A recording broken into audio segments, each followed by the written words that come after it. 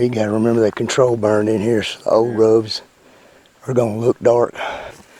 Look at me and tell me who's in better shape, me or you? You. We've both been sick. So. Just kicking my butt. Yes.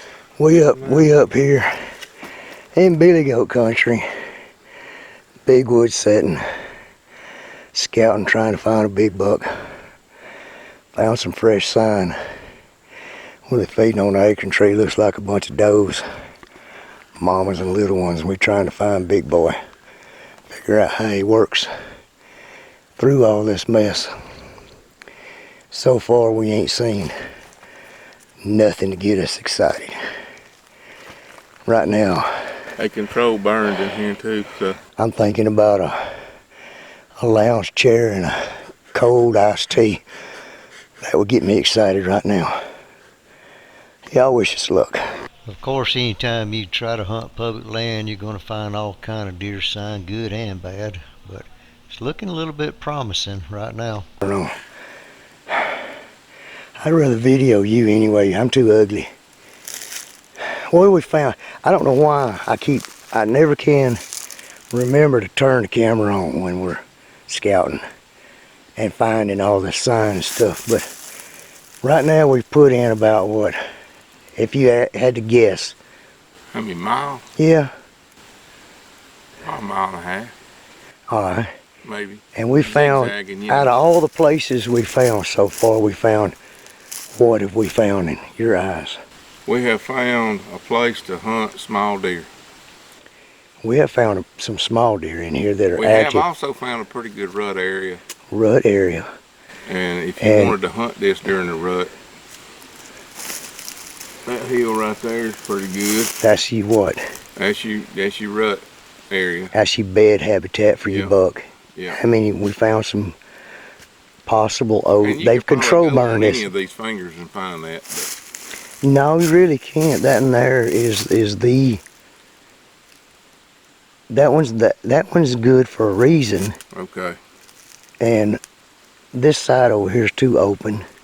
Now you could hit some of these other ridges and find potential bedding, maybe even better. Well, what I like about that hill right there, when we got to the top up there was pines in the back, thick area. Yeah, that's where your does and stuff's coming out of that bed area up there. And that buck, he's probably gonna bed there during the rut. We saw those multiple old beds, old sign, old rubs, indicating a buck could be in there. And he could, like we said, he could sit right up there. He could see all the way down that creek, all the way down. He can see everything. He can monitor it. He's got what? How many escape routes he got? As many as he wants. As many as he wants. So he's got what he needs.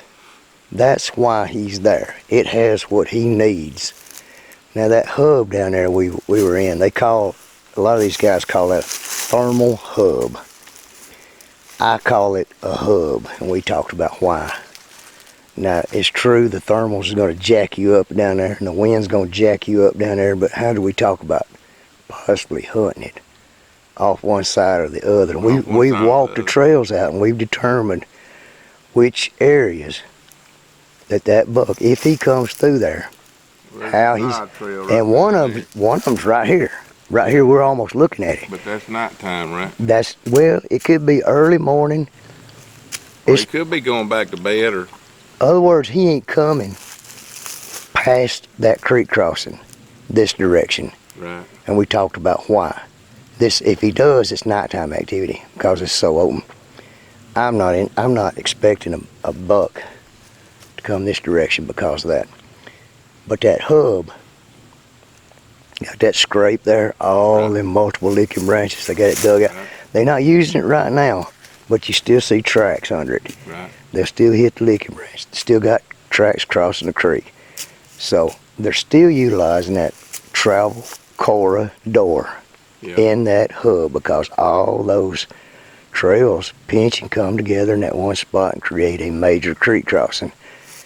You can't deny that. Right. Took a mile and a half walking to find it. Yeah. We found it. I mean, we found the one trail that they were using in this whole. There's how many places out of all this we walked that you would actually hunt? Right, one. Really? Two? Three tops. Yeah. up there where we talked about on the bed, on the side of the bed area edges. And then right here. Right here, Right down there. on this, where the creek crossing, where the trail turns. Yeah. It makes a almost a 90-degree turn going into the bed area. Right there at that small. Or down there where the hub is, but set on the high side. Yeah. So you can get the wind right. And I don't even know if you can get the wind right down there or not. That's a trial and error. Where they're coming from. You got to know.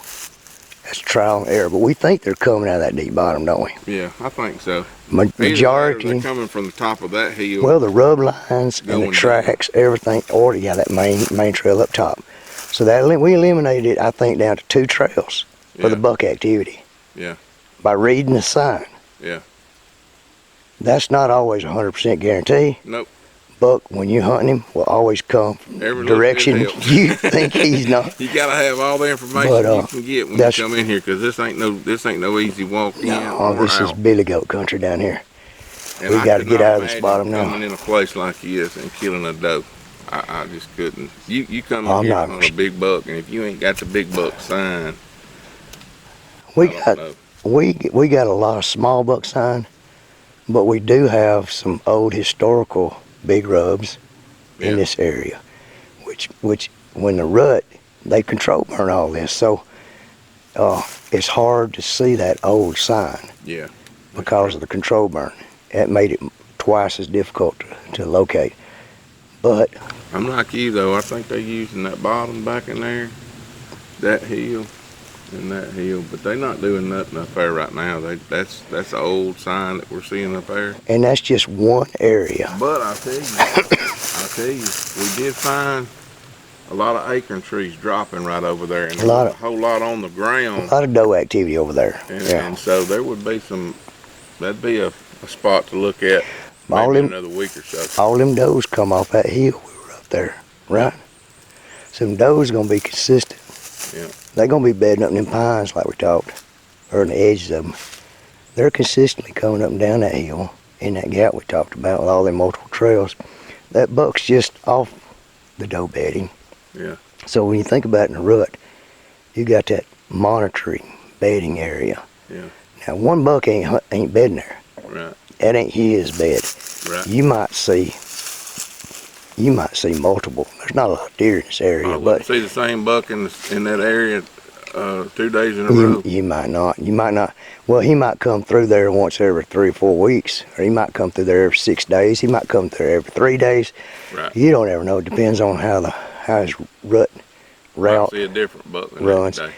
You can see different bucks using that same bedding, but that's a area that he will lay to monitor during a rut, to monitor them does. That's it. I've seen bucks bed down a spot like that, young buck, and then about 9 o'clock, here come a bigger buck, push him out, take over, and then 9:30, 9:45, a bigger buck come in, push him out, and then never see the buck I'm after. But you go back, like we was talking earlier, you might go in there one day, see 17 deer, chasing, grunting, carrying on. Go back the next day, not see a single deer, because they could be one ridge over and away. That's why you want to scout all of it, because if there ain't in your spot, where's the next hot spot? You gonna jump to there. Got a lot of scouting. During rut, I would see a lot of deer coming through. I could see a lot of deer come through here, especially back in there. Absolutely, that's a good spot. That's a corridor called a hub. Yeah. All those trails are going to come together in that spot. So you liable to see a deer there at daybreak, before daylight, 7 o'clock, 8 o'clock, 9 o'clock, 10 o'clock, 12 o'clock. You liable to see them there at 3 o'clock. That's one of them places, if you can get the wind right, set up. So I'm going to give you a dumb question. I don't care. Let's say I'm hunting back in there, and I park way over yonder. Yep. On that hill, just like we did. I'm going to come in here, try to come in here with the wind in my face. But if not, if this is the only spot I got to hunt, okay, and the wind's blowing down in here, and you know you're going to hunt 6, 7, 8 hours maybe in this spot. If you can't get the wind right coming in, you can get the wind right on the trail. And that'd be the best. Well, see, if that'd you're, be your best think option. about this. You're going to drop off in this giant bottom to access it. All the wind's down in this bottom. There ain't no wind early in the mornings. Right. Early in the mornings, you ain't hardly got much wind at all, so it's kind of calm. You drop off in this giant bottom, you use this creek drainage to access your area. You bounce out of this thing. You get where the wind's hopefully going to be in your favor.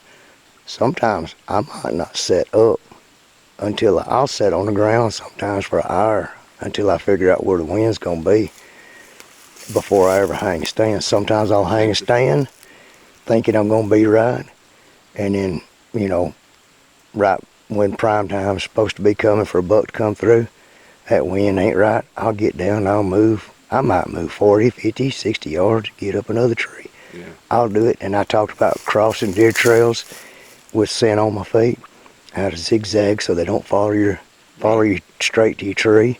Do about 390s so they won't, because if they sniff you scent, they'll walk straight to your tree sometimes. I don't like where that. you can shoot that, where you cross that trail at. Or, yeah, where I can cross.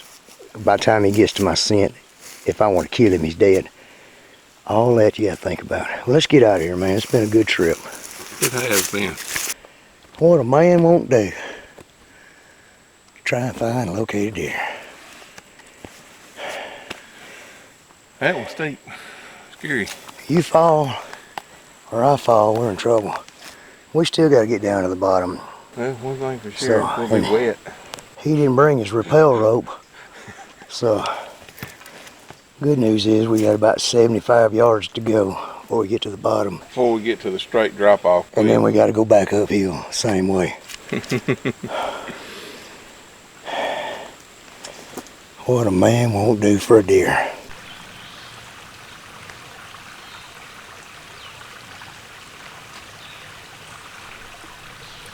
I'm set up just off to one side of what we call a hub. Some people call it a thermal hub. But basically it's where a bunch of ridge points drop off down into a big old bottom, and you've got a huge scrape right there where all the trails intersect. The majority of the deer traveling from one place to another will end up eventually in this hub close to that scrape, which is why the scrape is there, because the bucks want to keep a check on the does. And the scrape's not hot yet. They ain't really actively working it, but they do work scrapes year round. It's usually just the licking branch. They won't necessarily paw the ground underneath the licking branch, but when a buck comes through an area like this, he'll almost always venture over to the licking branch, sniff it, maybe mark his territory, put his scent on there, and then move on. Once these does start getting a little bit closer to being ready to come into heat, these bucks will start checking those scrape hubs a little more often. They may not go actually to the scrape itself once they've worked it, and they'll at least work it once, paw the ground, urinate in it, hit the licking branch. But from that point on, once the does start getting close to being in heat, these bucks may scent check it from a distance. They may not necessarily go directly to the scrape. And the wind's usually fickle in those areas, which might be a reason the bucks don't exactly want to go to the scrape. But you get off to one side or the other, you can catch the does traveling in and to and around, and the bucks will do the same once the rut starts kicking in. So setting up kind of early in and around the scrape hub might be a good tactic, and it gives you a direction on how the deer travel. Should a buck come through an area, he's obviously looking for the does, so if you figure out what the does are doing, give you a much better chance of being able to figure out what the bucks are going to do. It's a really good spot, guys. Kind of hard to figure it out. Give it a try. I'm at Choccolocco management area, and I'm hunting these billy goats. That's what I call them. They're on the side of a bluff. Anyway, couple of does there. I had a shot on one of them I probably could have took. That's a pretty big doe. He gonna head on up the hill and probably find a place to bed down for the day. I walked in here and I had a particular destination I wanted to go to, and then I changed my mind at the last minute because of the wind direction. Wind ain't really cooperating where I want to sit. So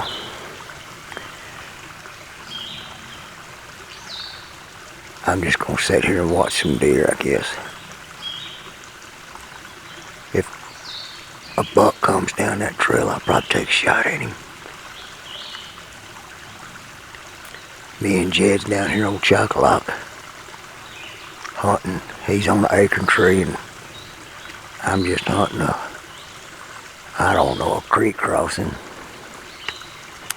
Wish us luck.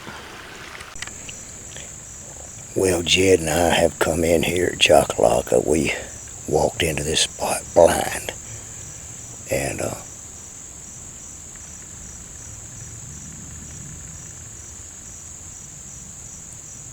sorry, I thought I heard something. Jed and I walked into this spot blind.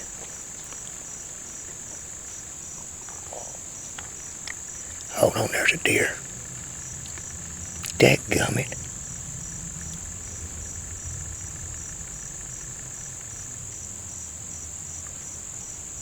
I think I just got busted.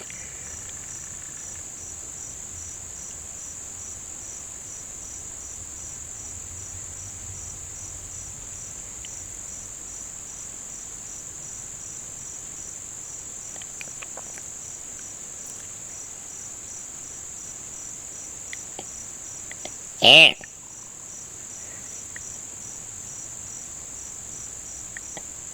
Eh.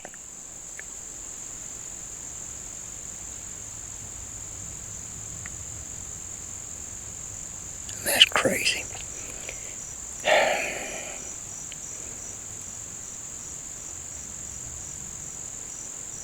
Dadgummit.